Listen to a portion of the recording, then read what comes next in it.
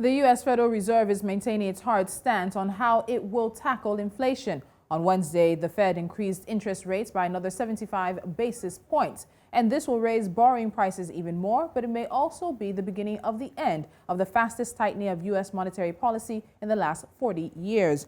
Joining me now is Victor Aluyi, Senior Vice President and Head Investment of Sankore Global Investments, based here in Lagos, Nigeria, because while it's a U.S. decision, the rest of the world is feeling the pinch. Victor, let's start with this. For some reason, there had been some hope that maybe we would not see the Fed actually raise interest rates in the past few weeks, or maybe in the past few days we've been seeing. Was that hope really a realistic one? It was totally unrealistic. And we've had the market behave this way a couple of times this year, where we've seen, what I'll describe as market exuberance, really, and pretty much trying to ignore the Fed. One of the things that I've learned, in global financial markets is that you cannot fight the Fed. You ignore what the Fed is doing at your own peril. Just a bit of a background, what the Federal Reserve is basically trying to do, is take the sting out of the decade-high inflation that we're seeing in the U.S. Inflation is at about a 40-year high and remains pretty sticky. This inflation has basically been occasioned by, all of the supply chain issues that COVID threw up, and obviously the ultra-loose monetary and fiscal policy stance that, followed the whole COVID situation. So what the Federal Reserve is trying to do is to bring down inflation, because once inflation becomes entrenched, it becomes a bigger problem, and the Fed is really laser focused on doing that, really, even with some pain, economic pain that this might bring about, So that exuberance that the market had been on over the last couple of weeks leading up to this meeting, was wrongly placed. We've seen that before, and that's what we saw again. And the Fed, sure enough, came out yesterday to basically let the market know that, they are laser focused on bringing inflation down, and the path for rate hikes would basically continue. Okay, so in terms of that, we've seen already pressure on people like Andrew Bailey of the Bank of England to also follow suit as well. What do you think is going to happen, particularly for central banks in Africa? We've also seen us following, I guess some would say, the herd mentality as well in raising interest rates when it comes to our situation, even what that means for our economies. What do you think is going to happen next?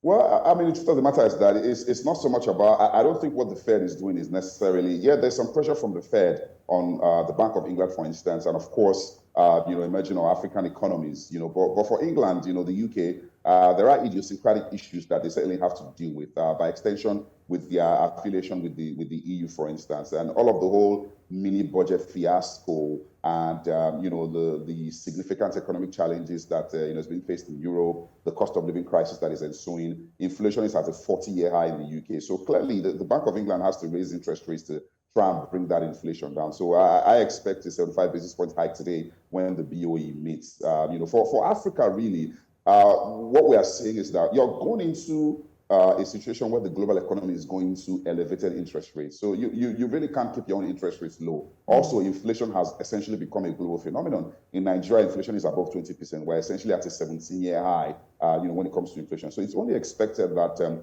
you would adjust monetary policy accordingly to ensure that you deal with that inflation challenge.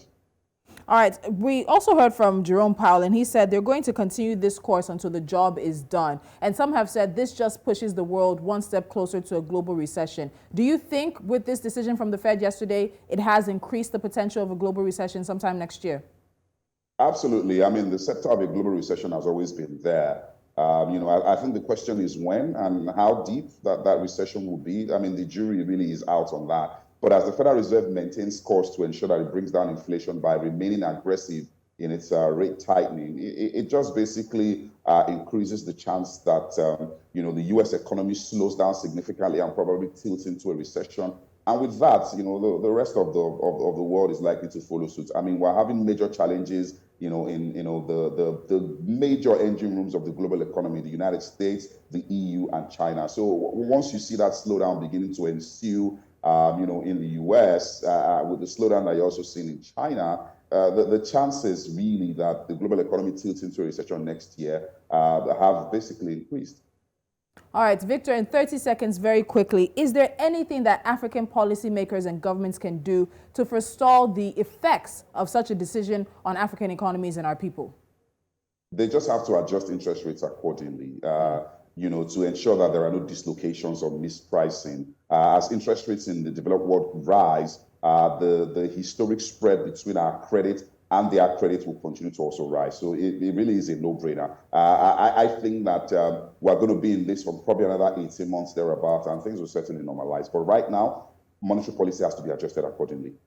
All right, and we'll be talking more about that in the coming weeks. Victor Aluyi, thank you as always for joining me. The Fed has done what it's done, and the rest of the world is adjusting to that decision. It's going to be some painful times ahead, but we'll see how we can work it out for us. Thank you so much. Thank you. All right. And as I said earlier, a butterfly beats its wings, being the Federal Reserve of the United States, and a tsunami follows. Now pressure, and of course the Bank of England is announcing its decision today, and we'll be hearing more about major central banks and the decisions they make to tackle and tame inflation in the coming weeks. Will they all follow suit with the U.S. Federal Reserve, and what will it mean for the people who are already experiencing higher cost of living and higher fuel prices? You're watching Business Edge. When we come back to wrap things up, it's NC4 to watch. Straight to it.